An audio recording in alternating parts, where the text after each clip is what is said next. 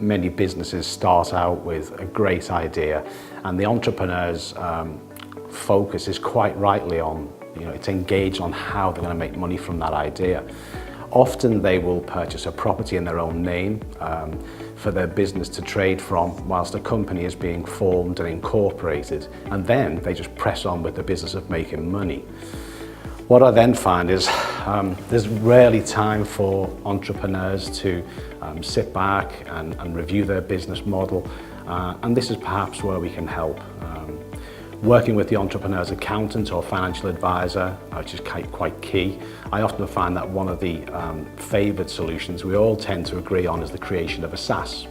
A SSAS is a small self-administered scheme, or simply a pension scheme established by companies for its owner and senior employees, who are usually the company directors or the business owner itself. A SSAS is a very flexible tool and has the best level of control for its members.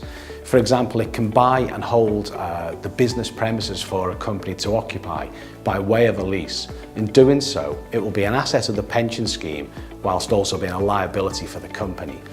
The operating costs for the company, being the lease rent, reduces its profitability and actually saves it from a higher corporation tax liability. The rental income that's paid by the company to the SSAS under the terms of the lease is not chargeable to income or corporation tax, and is treated as tax-free pension contributions for the beneficiaries of the SSAS, who are usually the owner or owners of the company and any senior directors participating in the scheme. That is a double win against tax, which I'm sure everybody would enjoy and appreciate. But a SSAS isn't just a tax saving and pensions facility. It can also lend money to its associated company, which is known as the sponsoring employer. So it could also be seen as a lender, often able to offer loans to the company on preferential terms than most high street banks. The maximum sum that a SSAS can lend to its sponsoring employer is 50% of the pension scheme's total assets. So for example, if a scheme has total assets of £500,000, it could in theory lend the company £250,000. And I've seen this ability to lend used many times, not just for the purchasing property, but also for purchasing new plant and machinery for the business. Sometimes I see new businesses that are set up between 2 or 3 individuals who've left former jobs to take part in the new business. They've often already built up a personal pension fund of their own, and when they start raising capital for the new venture, they tend to overlook their personal pension assets, which can be pulled together in the SSAS.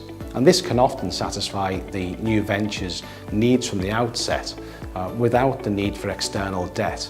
It's a very cost-effective method of raising capital.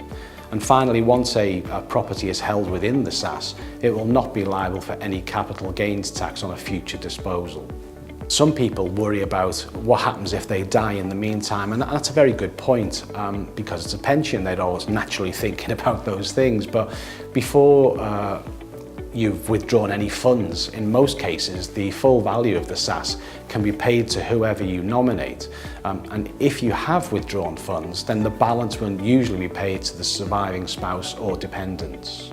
To summarise, for me, it's quite simple. Subject to the business owner's financial advice, they can be a great way to beat the taxman on 2 fronts, be a valuable source of capital, and a great way to enhance the business owner's exit strategy, as any purchaser of the business is likely to take over the lease that is in place to the operating company, meaning that the purchaser will continue paying rent into the SSAS long after the beneficiary's business sale and retirement.